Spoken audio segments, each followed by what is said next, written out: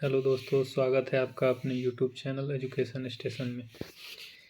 आज हम लोग सीटेट जनवरी 2024 में जो एग्ज़ाम होने वाला है 21 जनवरी को, उसमें साइंस के जो क्वेश्चन आते हैं उससे रिलेटेड हम लोग एनसीईआरटी बेस पे कुछ क्वेश्चन के बारे में बात करना है, जिससे आपका 60 नंबर एकदम फिक्स हो जाएगा। ठीक है, और ये एकदम एनसीईआरटी का निचोड़ हम आप लोगों के सामने लेके आए हुए हैं। जो पढ़िएगा एकदम पेपर में छपने की संभावना है एकदम हूबहू, क्योंकि जब मेरा भी सीटेट का एग्ज़ाम था तो मैंने इसी नोट से तैयारी किया था और मेरा 130 प्लस मार्क्स है। इसलिए मैं चाहता हूं कि आपकी भी तैयारी बेहतर हो, और उसके लिए मैं वीडियो का सीरीज़ लाने वाला हूं, जिसका ये डे 1 है। और आप लोगों का प्यार रहा तो ये ऐसे ही एग्ज़ाम के टाइम तक मैं चला दूँगा। चलिए शुरू करते हैं। तो आइए, ये मेरा नोट्स है। चलिए, तो सबसे पहले हम थोड़ा सा सीटेट साइंस नोट्स के बारे में बात करते हैं। सब्जेक्ट जो है बायोलॉजी आज हमने चूज किया। इसी तरह से आप लोगों को बायोलॉजी, केमिस्ट्री, फिजिक्स सबका बता देंगे। चलिए शुरू करते हैं। बायोलॉजी में क्या क्या क्वेश्चन जो है इम्पोर्टेंट है, आइए। पहला क्वेश्चन है, देखिए 6 क्लास का एनसीईआरटी उठाइएगा। तो 6 क्लास का पहला चैप्टर है, उसी चैप्टर से हमने पहला क्वेश्चन दिया हुआ है कि भोजन के रूप में पौधे के भाग और जंतु उत्पाद। देखिए, अब हम लोग यहाँ आप लोग हम जो भी हाईलाइटेड किए हुए हैं वो इम्पोर्टेंट चीज़ है, इसलिए हाईलाइट किए हुए हैं। देखिए, तो कुछ पौधे के 2 या 2 से अधिक भाग खाने योग्य होते हैं। उदाहरण के लिए सरसों के बीज से हमें तेल प्राप्त होता है, और इसकी पत्तियों को हम साग के रूप में खाते हैं। तो देखिए, सीटेट में कभी कभी आपसे पूछ लिया जाता है कि कौन ऐसे पौधे हैं जिनके 2 से अधिक भाग खाने योग्य होते हैं। तो सरसों जो है, इसके हम लोग 2 से अधिक भाग खा सकते हैं। इसके बीज से तेल बन जाता है, और इसके पत्तियों से हमें साग प्राप्त हो जाता है। अगला क्वेश्चन है मधुमक्खी। ये 2 नंबर देखिएगा। मधुमक्खी फूलों से मकरंद एकत्रित करती है और इसे अपने छत्ते में भंडारित करती है। फूल और उनका मकरंद वर्ष में केवल कुछ ही समय में उपलब्ध हो पाता है। ये मधुमक्खियों से क्वेश्चन रहता है, इम्पोर्टेंट क्वेश्चन है। ठीक है, इस तरह से जब हम दूसरा प्रश्न देखेंगे, उसके आगे है केले का पौधा जो भोजन के रूप में उपयोग किया जाता है। कुछ पौधे जहरीले भी होते हैं, सब तो जानते हैं आप लोग।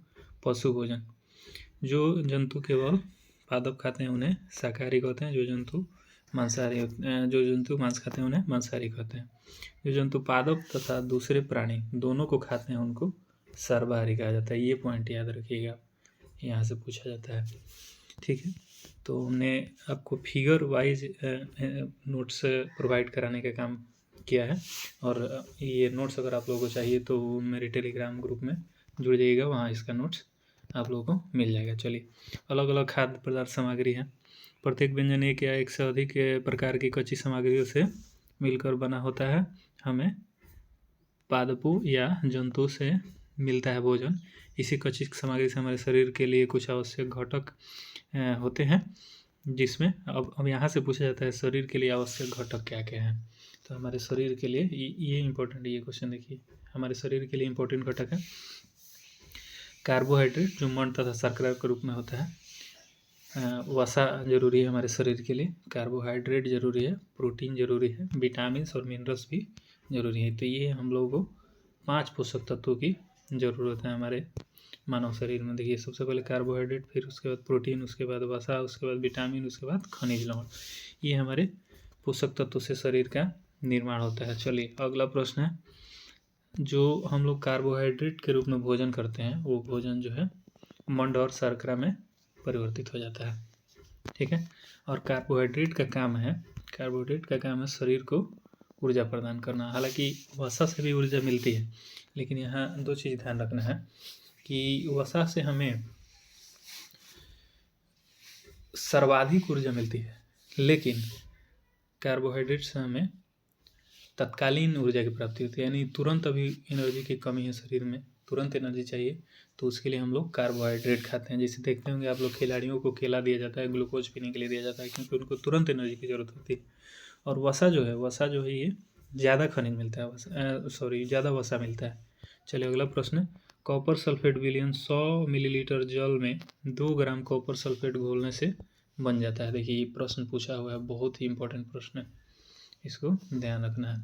कॉपर सल्फेट का विलयन 100 मिलीलीटर जल में 2 ग्राम कॉपर सल्फेट में घोला जाता है तो कॉपर सल्फेट का विलयन बन जाता है। अगला है 100 मिलीलीटर में 10 ग्राम कास्टिक सोडा घोलने से अविष्ट कास्टिक सोडा विलयन प्राप्त हो जाता है। चलिए अगला प्रश्न, हमारे शरीर के लिए पोषक तत्व। हमारे शरीर के लिए पोषक तत्व क्या क्या है? तो सबसे पहले हमारे शरीर के पोषण के लिए, वृद्धि तथा स्वस्थ रहने के लिए प्रोटीन युक्त भोजन जो है ज़रूरी है। इसको शरीर वर्धक भोजन भी कहा जाता है। ठीक है, आप लोग देखते होंगे बॉडी बिल्डर लोग प्रोटीन खाते हैं। अगला है विटामिन। विटामिन हमारे शरीर को रोगों से रक्षा करते हैं, इसलिए विटामिन हमारे लिए ज़रूरी है। जैसे आँख की रक्षा करते हैं, अस्थि यानी हड्डी, दांत और मसूड़ों को स्वस्थ रखने में भी सहायता करते हैं। अगला प्रश्न, विटामिन जो है, विटामिन ये कई प्रकार के विटामिन होते हैं। विटामिन के बहुत सारे प्रकार हैं। जैसे कौन कौन प्रकार है? तो विटामिन ए है, विटामिन बी है, विटामिन सी है, विटामिन डी है और विटामिन ई है। बहुत सारे विटामिन हैं, मैंने हमारे शरीर के लिए आवश्यक है। एक मिनट माफ़ कीजिएगा थोड़ा सा। देखिए, तो इन सभी विटामिनों का अलग अलग नाम है और उन नाम का भी हम एक अलग से वीडियो बना देंगे, छोटा सा वीडियो, जो आप लोग देख लीजिएगा। जैसे कि ए का नाम है रेटिनॉल, ठीक है।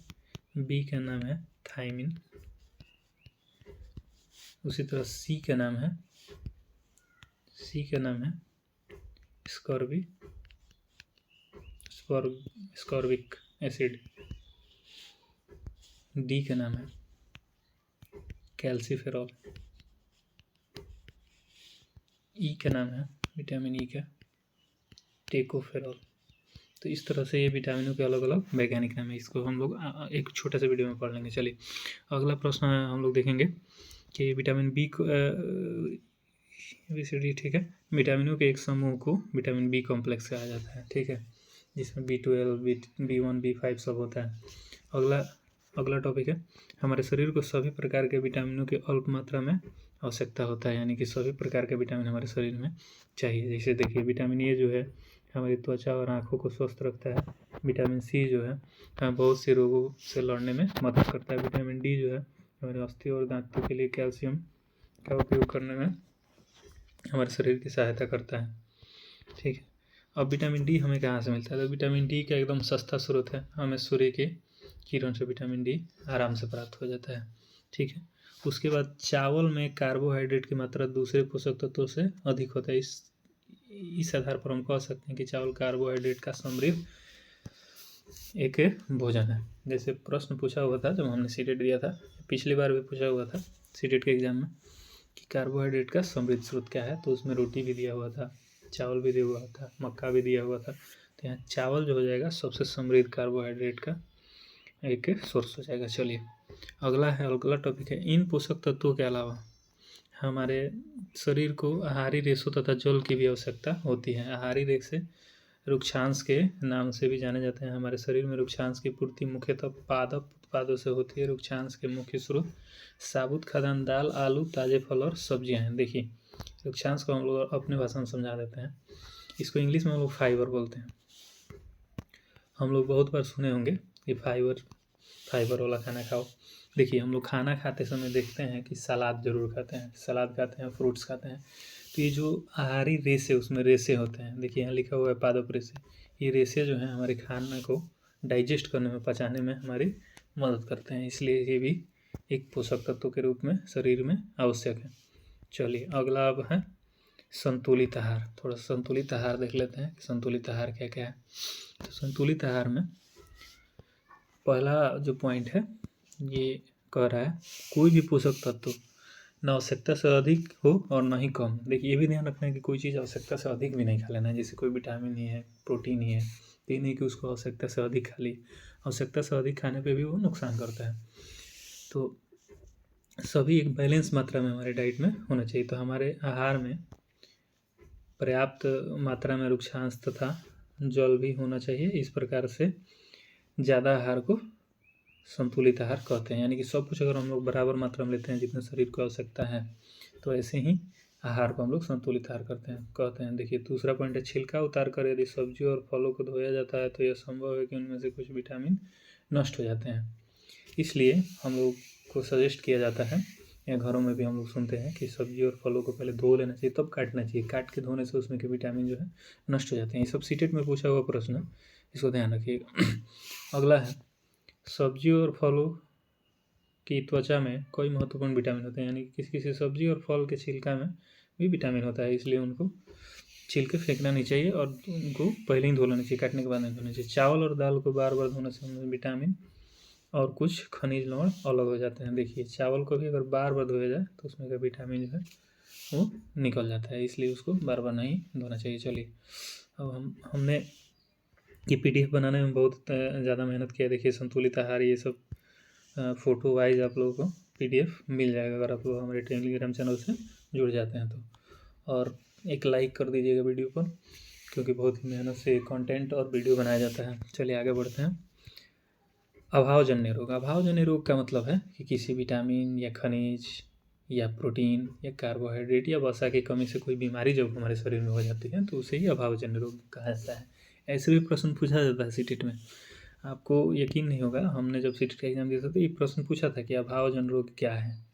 अभावजन्य रोग, तो सीधा सा आंसर है कि अभावजन्य रोग जो हमने 5 प्रमुख तत्व बताए भोजन के, जैसे कार्बोहाइड्रेट, वसा, प्रोटीन, खनिज लवण, विटामिन, इसमें से किसी की भी कमी अगर हमारे शरीर में हो जाती है तो उससे शरीर में बीमारी हो जाता है और उसे ही अभावजन्य रोग कहा जाता है। इसको ध्यान रखिएगा। चलिए अगला है पादपों में पोषण। अब हम ये देखना है कि पादपों में पोषण कैसे होता है पेड़ पौधों में। तो पादपों में पोषण की वह विधि जिसमें जीव अपना भोजन स्वयं संश्लेषित करते हैं, उन्हें स्वपोषण कहलाता है। और जो पोषण करते हैं वो स्वपोषी कहलाते हैं, जो अपने से अपना भोजन बना लेते हैं। ठीक है, इसको ध्यान रखिएगा। अगला है, जंतु एवं अन्य जीव पादप द्वारा संश्लेषित भोजन है।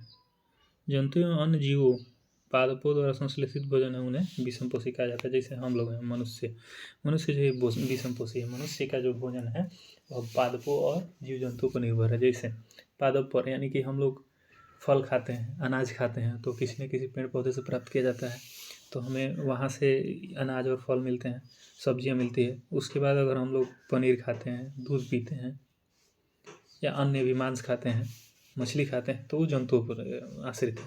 तो इस तरह से हम लोग मनुष्य जो है ये एक विषमपोषी है, क्योंकि यह पौधों और जंतुओं पर निर्भर रहता है। चलिए आगे हम लोग बढ़ेंगे। ये सब हम टॉपिक वाइज बना दिए हैं, इसलिए टॉपिक्स वाइज बनाया गया है कि जैसे NCERT में दिया हुआ है ठीक उसी तरह से बनाया गया है। आप लोग एक बार पढ़िएगा, एकदम एग्जाम में यही छपने ही वाला है, इसको ध्यान में रखना है। चलिए अगला हमने टॉपिक लिया है, पत्तियाँ पादप की खाद्य फैक्ट्री हैं। जल खनिज वाहिका द्वारा पत्तियों तक पहुँचाए जाते हैं। ये वाहिकाएँ नली के समान होती हैं तथा जड़ और तना शाखाओं में पत्तियों तक फैली होती है। यानी कि पेड़ में जो पत्तियाँ होती हैं वही उसकी खाद्य फैक्ट्री। अब खाद्य फैक्ट्री क्यों कहा जा रहा है? क्योंकि आप लोग जानते हैं प्रकाश संश्लेषण की जो क्रिया है वो पत्तियों में ही होती है। और ये भी प्रश्न पूछा जाता है, ये इम्पोर्टेंट प्रश्न है कि पौधों में प्रकाश संश्लेषण की क्रिया किस अंग में होती है? तो ये पत्तियों में होती है, ध्यान रखना है। ठीक है, अगले टॉपिक की तरफ बढ़ेंगे। पत्तियों में एक हरा वर्णक होता है। देखिए ये भी इम्पोर्टेंट लगा लीजिएगा। पत्तियों में एक हरा वर्णक होता है जिसका नाम है क्लोरोफिल। क्लोरोफिल सूर्य के प्रकाश की ऊर्जा का संग्रहण करने में पत्ती की सहायता करता है। इस ऊर्जा का उपयोग जल एवं कार्बन डाइऑक्साइड से खाद्य संश्लेषण में होता है। क्योंकि खाद्य संश्लेषण सूर्य के प्रकाश की उपस्थिति में होता है, इसलिए इसे प्रकाश संश्लेषण कहा जाता है। बात आ गया। अब देखिए प्रकाश संश्लेषण में प्रकाश जो है वो पत्तियों में एक हरा वर्णक होता है जिसका नाम है क्लोरोफिल। वही उसको प्रकाश को शोषित करता है और पौधे जो है अपना भोजन बनाते हैं। इसको ध्यान रखना है। चलिए अगला टॉपिक है, पत्तियों द्वारा सौर ऊर्जा संग्रहित की जाती है तथा पादप में खाद्य रूप में संचित हो जाती है, अतः सभी जीवों के लिए सूर्य ऊर्जा का चरम स्रोत है। देखिए पेड़ पौधों के लिए भी सूर्य ऊर्जा का स्रोत है, मनुष्य के लिए भी है, हर पृथ्वी पर जितने भी जीव जंतु पेड़ पौधे हैं सबके लिए ऊर्जा का स्रोत कौन है? सूर्य है। ये भी प्रश्न पूछा जाता है कि पेड़ पौधों और जीव जंतुओं की ऊर्जा का स्रोत कौन है? तो सूर्य है, इसको ध्यान रखना है।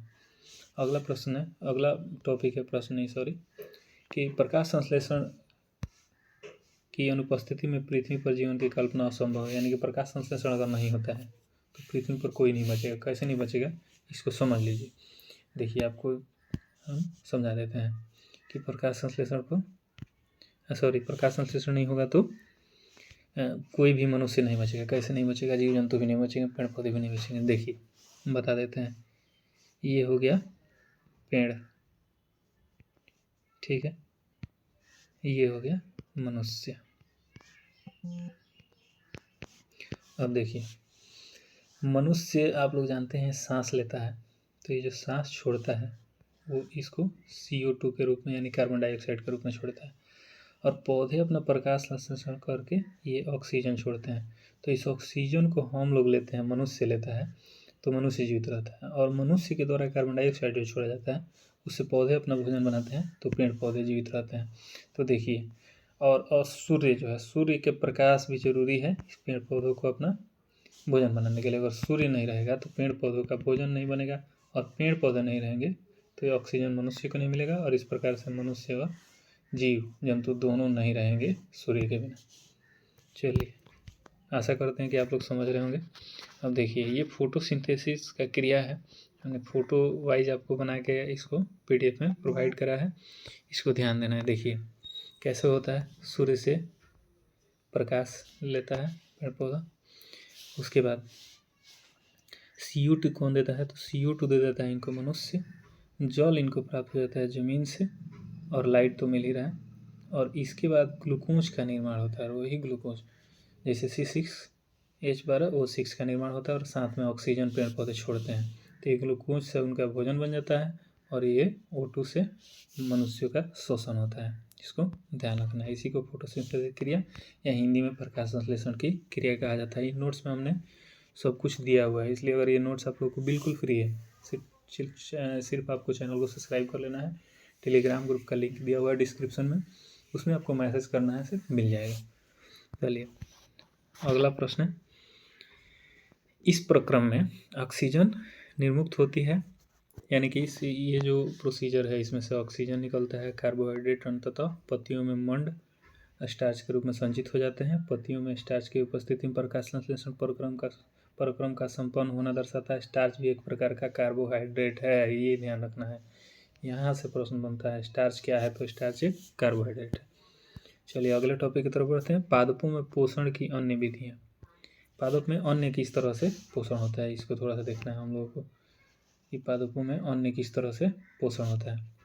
तो एक मिनट थोड़ा सा एडजस्ट कर लें। चलिए तो देखेंगे, मनुष्य एवं अन्य प्राणी की तरह पादप भी अपना पोषण के लिए अन्य पादपों द्वारा निर्मित खाद्य पर निर्भर होते हैं, जो विषमपोषी कहलाते हैं। देखो पेड़ पौधा भी विषमपोषी होता है, सिर्फ जानवर ही नहीं होता है। अब देखिए कौन कौन सा पेड़ पौधा जो है ये विषमपोषी है, तो अमर बेल का पादप, इसमें क्लोरोफिल नहीं होता है। ये अपना भोजन उस पादप से प्राप्त करते हैं जिस पर ये आरोहित होते हैं, जिस वह परपोषी कहलाता है, क्योंकि अमर बेल जैसे पादप को अमूल्य पोषकों से वाचन करते हैं और इन्हें परजीवी कहते हैं। देखिए इसमें से क्वेश्चन एकदम 100% आपके सीटेट में रहेगा साइंस के पेपर में, तो यहाँ ध्यान देकर इसको समझ लेना है। देखिए अमर बेल का जो पौधा होता है इसमें क्लोरोफिल नहीं होता है, और जब क्लोरोफिल नहीं होगा तो प्रकाश संश्लेषण की क्रिया नहीं होगी। प्रकाश संश्लेषण की क्रिया जब नहीं होगी तो ये क्या होता है कि दूसरे पेड़ पौधों पर आश्रित हो जाता है, और जिस पर ये आश्रित होता है उनको परपोषी कहा जाता है, और इसको अमर बेल को क्या कहा जाता है? परजीवी कहा जाता है। इसको ध्यान रखना है।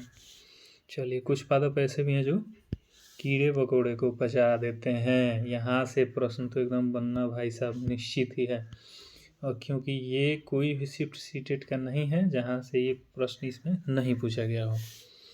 चलिए और ये कौन से पेड़ है ये भी देख लीजिए। तो उसका नाम है नेफेंथिस है, घटपर्णी का पौधा है। वो जो है उसमें एक ऐसा घाड़ानुमा संरचना होता है और इस पर एक ऐसा ढक्कन लगा रहता है। जैसे कोई कीड़ा मकोड़ा आकर यहाँ बैठता है, यहाँ अंदर जाता है, ये सुगंध छोड़ता है और सुगंध को सूंघ के जैसे कीड़ा मकोड़ा यहाँ अंदर आते हैं, ये क्या करता है, अपना ढक्कन बंद कर लेता है और इसी से इसका भोजन होता है। चलिए अगला है मृतजीवी। मृतजीवी किसे कहा जाता है, तो आइए देखते हैं। रुई के धागों के समान संरचना, एक मिनट, रुई के धागों के समान संरचना दिखाई पड़े यह कवक या फंजाई कहलाते हैं। इनकी पोषण प्रणाली अथवा पोषण विधि भिन्न प्रकार की होती है। ये मृत एवं विघटनकारी सड़ने वाली वस्तु की सतह पर कुछ पाचक रसों का स्राव करते हैं तथा उसे साधारण व विलेय के रूप में परिवर्तित कर देते हैं। तत्पश्चात वे इस विलयन का भोजन के रूप में अवशोषण करते हैं। इस प्रकार की पोषण प्रणाली जो है जिसमें जीव किसी मृत एवं विघटित जैविक पदार्थ के पोषक तत्व प्राप्त करते हैं, मृत जीव पोषण कहलाते हैं। देखो जो रुई है, जो हम लोग रुई देखे हैं वैसे ही होता है कवक और फंजाई। ये कहाँ जन्म लेते हैं, तो ये जन्म लेते हैं किसी मृत जीव पर या मृत पेड़ पौधे या सड़े गले किसी पदार्थ पर, और इन्हीं को क्या कहा जाता है, इन्हें मृतजीवी कहा जाता है। ध्यान रखना है। चलिए आगे बढ़ते हैं। कवक फंजाई अचार, चमड़े, कपड़े एवं अन्य पर उगते हैं। देखना अचार बहुत दिन से रखा हुआ होगा घर में तो वो उजला हो जाता है और वही उजला जो है उसी को कवक या फंजाई भी कहा जाता है। अब देखो अगला है ईस्ट एवं छत्रक जैसे अन्य कवक उपयोगी भी हैं, परंतु कवक पादप जंतु एवं मनुष्य में रोग उत्पन्न करते हैं। कुछ कवकों का उपयोग औषधि के रूप में होता है। देखिए ये कवक और ईस्ट जो है ये लाभदायक भी हैं और हानिकारक भी हैं। लाभदायक कैसे हैं, तो लाभदायक हैं ये कि हम लोग जो पाव रोटी खाते हैं उस पाव रोटी को बनाने में इसका ईस्ट का प्रयोग किया जाता है।